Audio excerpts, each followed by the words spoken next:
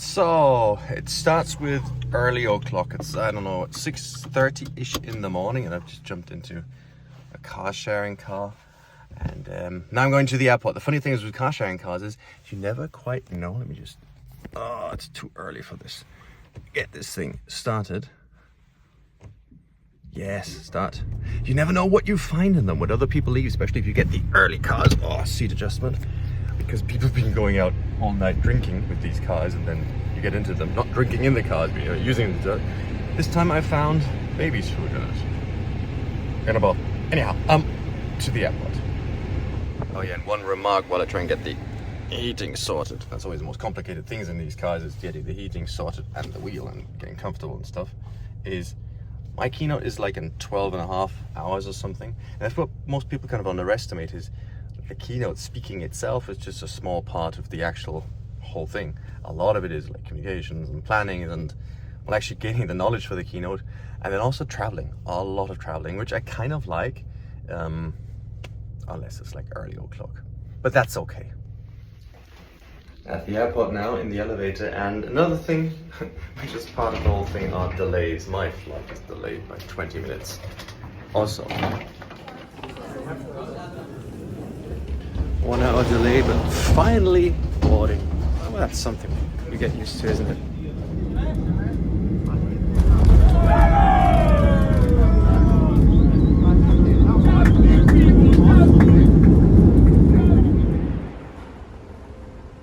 Sweet. Found the rental, and now I'm a little bit of time pressure because of a delay I had. Oh. It's got this new car smell. Don't know if you can smell it, but I can. Let's try and feel at home in here, which is easy. It's a nice car. It's a 2 Series Ground Coupe, whatever that is. It's this thing. Nice. This trip is also a very special part for me, because normally I go from the airport directly to the venue, but this time I found out that 10 minutes away from the venue is the Michael Schumacher private collection, and I've always been like the biggest Michael Schumacher fan, and yes, it's crazy. And getting to see the cars I cheered on, and the cups and the trophies and the overalls, that's awesome. And it's always super hard to make it work, but if it does, it's great. And they have an incredible car collection. Down there is an Enzo casually parked next to an F40, as you would. Sweet. I've got another 10 minutes here before I go to the Keynote, but sometimes you just need to do that. And wow, arrived at my destination, which is a castle, which is amazing. I don't know if I've ever spoken in a castle, but there's always a first, and this is awesome.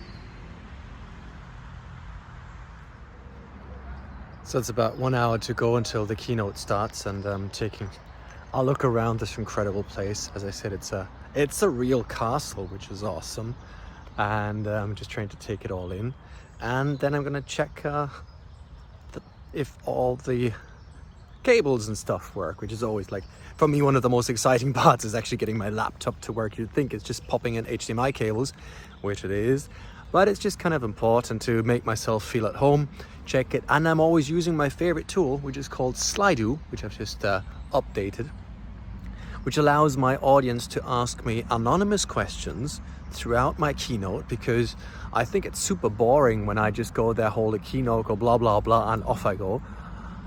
Because I want to discuss with my audience, I want to talk with, well, potentially you, and I want that everyone challenges whatever I have to say. And I always have to get that sorted and set, which I think I have. And oh, look at this place. There's actually even a pond. That's awesome, isn't it? And yeah, should be cool. What I, however, as a little update, haven't quite figured out yet is the reaction video part, because I did appeal to the BBC, and for half a day they kind of allowed me to share the newest video, to then take it down again and to block it. And I had to edit the last video from 38 minutes down to 18, which basically butchers the whole thing. But I'm on it. I'm just going to try a couple of videos the next few days. I just hope that then there's not too many copyright infringements, because I think it kind of sucks, because I really enjoy that. And while that's kind of going on, as ever, I'm going to do a mixture of wow, that's a big bird.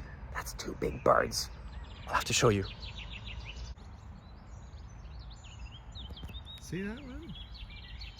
That one? It's a big bird. Very big bird, I think. So that big bird just spread his wings, or her wings, and I was like, what's that? I can't think of the word. You probably might know, but I was just going to say, so I'm going to do a mixture of vlogs and also these reaction videos, because I love them, and I'm, it's all about resilience in our little industry, so I'll get that covered, just to give you that update. And if you have, by the way, non-Dragon's Den or Shark's Tank pictures, just whatever you come about and see a good one, just post it in the comments or send it to me via DM, because that's the idea. I do like dissecting these pictures and I enjoy it. And that's it. Now I'm going to go inside and try and get my notebook set up as I said before, and then I hope I get the opportunity to film a bit more. But the thing is, these are all clients of mine, and I can't go around filming in there as if I were I don't know what, but it's certain level of professionalism should be quite good, and not just vlogging there. Probably they wouldn't mind, but I don't know, it's when I am on stage, it's just me. I don't have an entourage or anything, as you might see, that comes with me. It's just me filming, and usually holding a keynote requires my entire brain capacity. I can't be vlogging in between. Maybe in a couple of weeks I might manage a little more, but just to kind of let you know how things work and why they don't work. I would love to vlog while on stage, but yeah, let's see. Well, I'll work on that.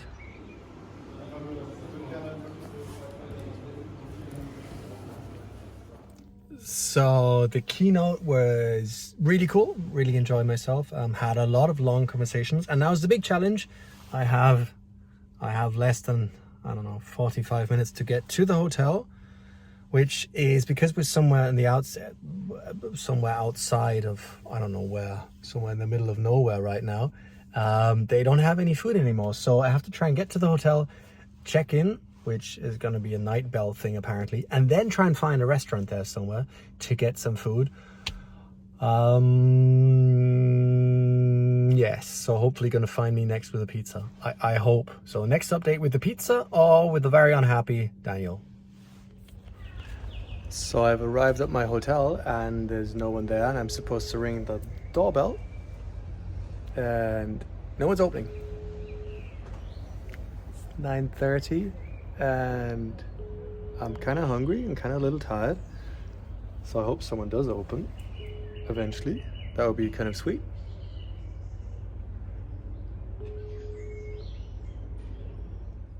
Okay, the door has just been opened, which is amazing.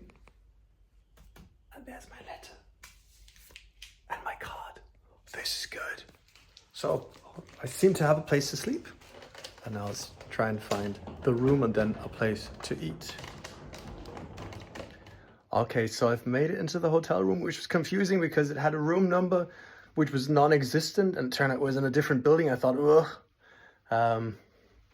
That's interesting. And now I have no food here and all the places are closed, but that'll be cool. It'll be cool. It has a style to it, this place, and apparently there's a snack bar somewhere. What's this? I have not heard that sound in years, and this is so cool. I love like this kind of a bit of a journey. That's cool. And now food, life as a speaker, which I love. I love. But I'm hungry. I got food. Yes. Now here's the thing. Why am I looking around? Because it's still weird to vlog. But here's the thing. Why didn't I eat before? Because when I go off stage, I'm just full of adrenaline and I'm just not that hungry and I just can't eat. And then usually when I get to my hotels, I kind of relax and then I get hungry. And why is it so tricky to get food around here? Because it's a spectacular medieval city right by the River Rhine, which is behind me, where my client has put me up and a couple other people. And it's just a beautiful place and a beautiful, nice, authentic hotel and a lot of mosquitoes. And now I shall eat and drink a lot of water, but I can't hold that while vlogging.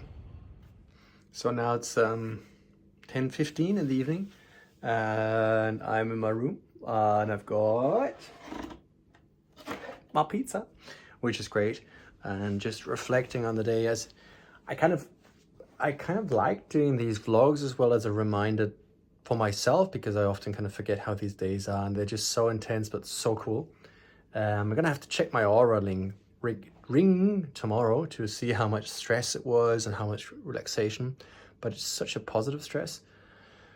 And what I really like is the way you get to the location, you get a feel for it, you kind of get it all to work, and then kind of feel how the tension rises and the excitement and blah, and then kind of the whole thing starts just awesome, and then there's this moment where it kind of all culminates in being still quite anxious, and then suddenly this high comes while being on stage, and I just love it so much. And then afterwards, just having these incredibly amazing conversations, and then leaving and then having that time to how should I call it, decompress. And then suddenly all my bodily instincts come back. So before that, I'm not tired, I'm not hungry, I'm not thirsty. And then usually when I get into the hotel, I'm really not tired. It still takes me a while to kind of come down, but I'm really hungry then. And I need food, not fancy whatever stuff. I need pizza, burgers, bit of chocolate, whatever, just because my body needs this energy and a lot of water. And then kind of unwind somewhat. And what I also try and do is I'm not very good at this yet, but trying to have a bit of time to look around with it. I don't mean a day or half a day or 5 hours, but just that 1 hour or two, just to kind of, because you miss so much. And now I'm this super beautiful little city, and tomorrow I'm going to get up and have a look around there and take you along. By the way, you can also see that I'm super tired because I did this funny magic edit in the car early on, which I totally forgot. So let's pretend it never happened, and I boop, I'm back, I got food, I'm happy, and I didn't forget that edit and whatever. But the rule of this channel is one shot and one shot only. Morning, it's the day after, and I've just gotten up and birds twerping, which is really cool, and I like that. I'm gonna have a look around now, and I just checked my Aura ring. It's always funny, when I check my Aura ring after having held keynotes, it always says yesterday was a very stressful day, so take it easy. But stress is not a bad thing. It's a good thing. It's a fun thing. So I just checked, it was 3 hours. So if you know, Aura ring is to kind of track how you feel, and that's my wedding ring, this thing. And it's always just interesting to see that, but it's all about trying to focus and get the thing work and deliver in a good way.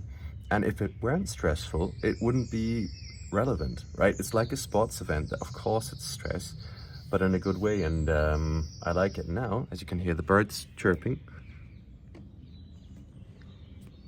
That, boys and girls, is a medieval castle. I think I shall have a very quick look at that while grabbing a coffee and then checking out and going back to the airport. And I might have a little detour planned, if that works out. By the way, here's a funny habit. I always make the bed in the hotel. Ever since I watched that video of Admiral Raven, you might know that, it kind of stuck with me. So I do that. I always do that at home anyway, but I kind of like that idea. And yeah, now I'll check out.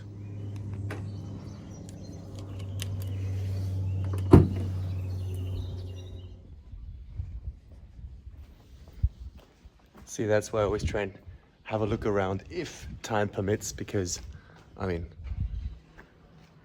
mega old city.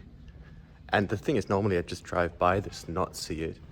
And yeah, just super cool. And that's the thing, I think being a speaker is about being curious and also somewhat connecting to the surroundings and knowing what you're talking about, at least a bit, and not getting run over by cars, which helps.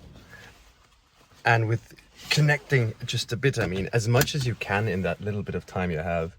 And yeah, because I think it's the worst going to a place and you have no idea of your surroundings, of the history, of the culture, just at least a bit. That's something I think is so cool, so cool. At least here it's super easy for me because it's Michael Schumacher land. So that's really cool.